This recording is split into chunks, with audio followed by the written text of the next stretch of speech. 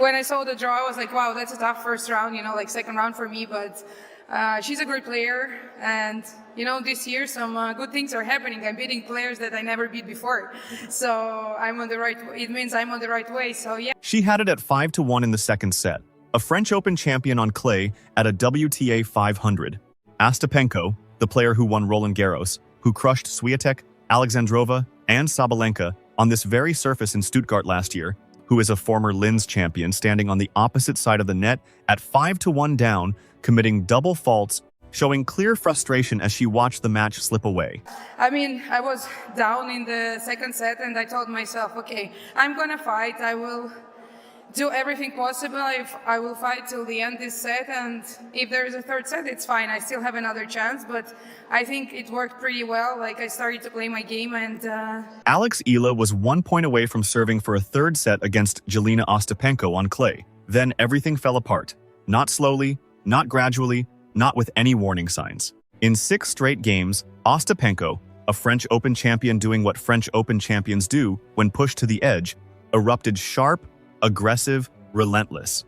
She finished with 41 winners, 6, 4, 7, 5. The comeback was complete, the match gone. And Eala, who had looked for most of that second set like she was about to achieve something no one expected her to do on clay in just her second WTA 500 clay match, walked off the court having lost a match she had been leading. The WTA has been watching Alex Eala all season. They saw her defeat Swiatek.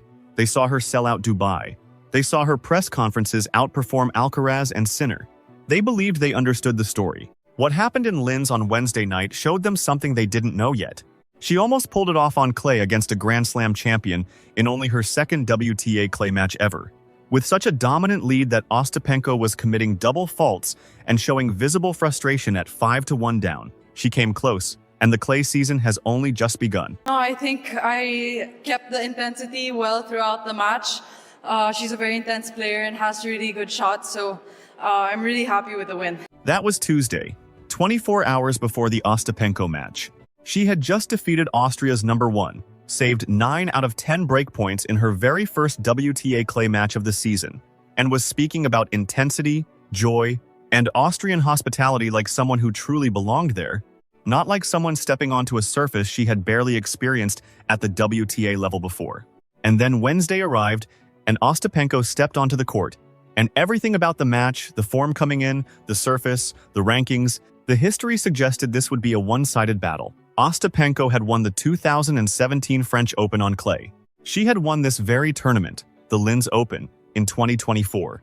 She carried a 62.5% win rate on clay throughout her career. She had dominated 3 top 10 players in Stuttgart the previous season. On paper, Eala, ranked world number 46, playing only her second career WTA clay match with a 39.5% win rate on the surface in her young career, was a clear underdog. No one told her that. And for most of that match, it showed. This tournament has a really long history, so I'm super excited to be here. It's obviously a great tournament in that 500 level on clay. I think this will be my first 500 on clay, so I think that says a lot about my improvement from last year. So I think, I have to take it in with, in my stride, and I'm excited. Yeah. Yeah. And she said that those courts were put up in 5 days. They're temporary courts. So I was wondering, how is it playing? How do you like the courts, especially? My first 500 on clay, she said it casually, like it was just a minor milestone. But take a moment to understand what she was really describing. The previous year, she went to Madrid as a wild card and lost in the round of 64. She went to Roland Garros and exited in the first round. She had barely explored what clay could offer her. Her record on clay was so limited that analysts spent the entire pre-Linz week questioning whether her game could even translate to the red surface at all. And in just the second match of her first true clay campaign, she had Jelena Ostapenko, a French Open champion, down 5-1 inch the second set, with visible frustration and double faults piling up. First WTA 500 on clay, second match ever at this level on this surface, and she nearly finished it. That is not a small detail. That is a massive signal of what is coming. Now, let's break down exactly what happened, because the scoreline of 4, 6, 7, 5 doesn't tell the full story. The real story is far more impressive for Eala, and far more concerning for every player set to face her in the coming weeks. The first set began tightly, with both players holding serve early as the match settled. Eala struck first, breaking to build a 4-2 lead, putting the French Open champion under pressure on clay in a Linz quarterfinal. But Ostapenko, who has been breaking hearts on clay for over a decade, immediately broke back. From that point on, with the aggressive style that defines her biggest matches, she won 4 straight games to take the first set 6-4. It looked like everything was going according to plan for Ostapenko. First set secured. Experience taking control on the surface. The ranking gap making its presence felt. The headlines practically writing themselves Ostapenko too strong for Eala on clay. Then Eala came out for the second set and did something no one expected. She took complete control from the very first point. She stepped inside the baseline. She dictated play. She broke Ostapenko in the opening game, and then again, building a dominant 4-0 lead. Ostapenko looked shaken, committing double faults, showing the kind of frustration usually directed at Eala, not the other way around. The momentum had completely shifted. And when Ostapenko briefly managed to break back a moment that could have triggered an early collapse, Eala responded immediately with another break to lead 5-1. 5-1 inch the second set. One more hold, and she would be serving for the match. I think I've matured a lot in the past year. I've been put in a lot of high pressure moments, a lot of big stages, which I am so grateful for and wouldn't trade for the world. But being back in the 4th round, it makes me feel the same as I did last year. I'm so happy, I'm so excited, and it's such a privilege. High pressure moments. This was the highest pressure situation she had faced in Austria, serving to reach a third set against a Grand Slam champion on clay.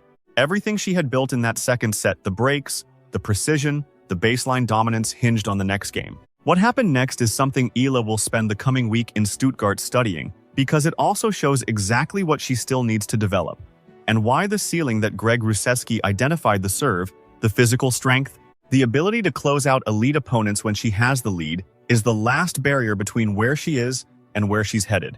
Ostapenko found something. From 5-1 down, the French Open champion rediscovered her timing. Her flat shot started landing. The winners started flying. For Eala, who had been in command, dictating play and performing the better tennis, her serve was no longer generating enough free points to hold the line, as Ostapenko began swinging freely. 6 consecutive games for Ostapenko. The match ended 6-4, 7-5. By the end, the winner count told the brutal truth. 41 winners for Ostapenko, 9 for Eala, 41-9. And Eala had been leading 5-1 inch the second set.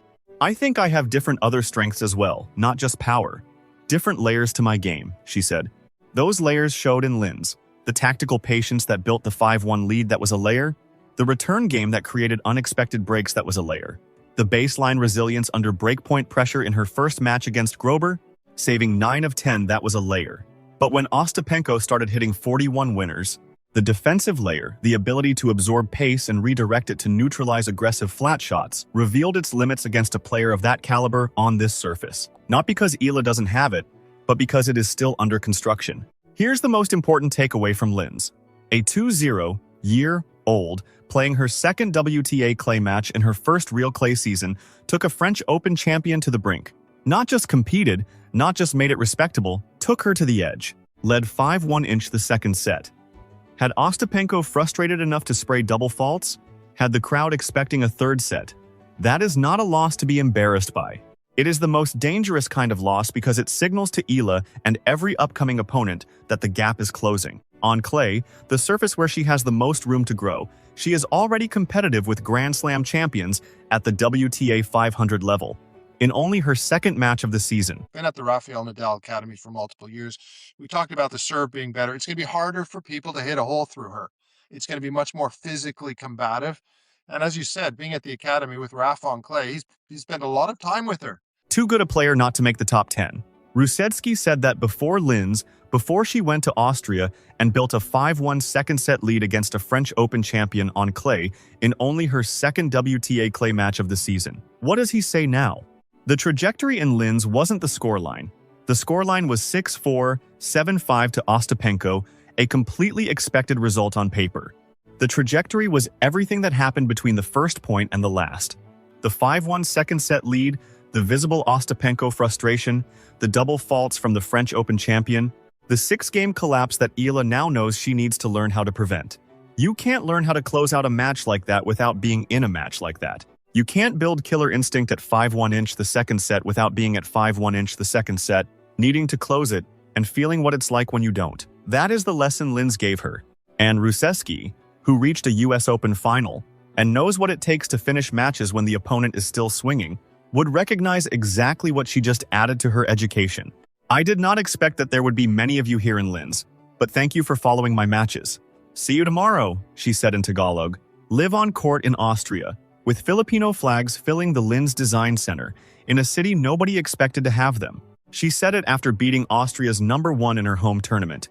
See you tomorrow, because she fully intended to be back on that court, and the fans came because they always do. After the Ostapenko match, she heads to Stuttgart, a WTA 500, a tournament she has never played, on a surface she is still learning, against opponents who will have studied the Linz footage, seen the 5-1 second set lead and the 6-game collapse, and decided the second set is the blueprint. Get her serving for it, then attack. But here's what they also saw. To reach that blueprint, to get to the point where Eala is serving at 5-1, they had to survive 45 minutes of second set tennis, where she was dictating, breaking, and making a French Open champion look like the underdog. The WTA has been watching Alex Eala dominate hardcourt opponents for 12 months. They know her game. They have the tape, the strategies, the preparation, but they are discovering the clay court version of her in real time, as she discovers it herself. And what they are seeing in only her second match of her first real clay season is not a player learning the surface. It's a player who almost closed out a French Open champion with the first draft of her clay game. The 5-1 second set lead happened. The double faults from Ostapenko happened. The visible frustration on the French Open champion's face happened. The crowd expecting a third set happened. Stuttgart is next, then Madrid, then Rome, then Roland Garros. And every opponent who watches the Linz footage and sees the 5-1 lead before the collapse will ask themselves one question. What happens when she learns how to close it out? That question is the most dangerous thing Alex Eala has put into the tennis world this week. Not the defeat, not the 5-1 lead that preceded it. Linz, Alex, Stuttgart, she's already shaking up the tour. If that Linz match lit a fire in you, if you believe the clay season is just beginning, smash that like button, subscribe right now, and ring the bell.